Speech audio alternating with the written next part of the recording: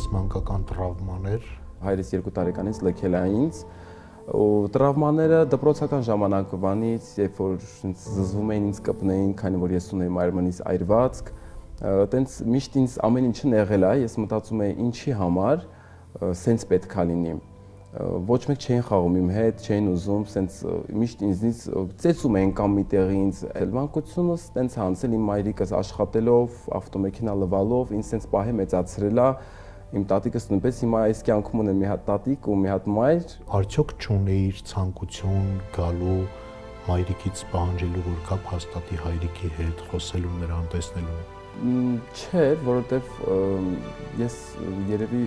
8 կամ 9 տարեկանից այնքան հասուն եմ եղել արդեն այդ տարիքում։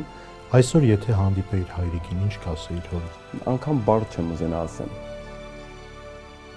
Որտեղ ասել բառեր արդեն անիմաստ է։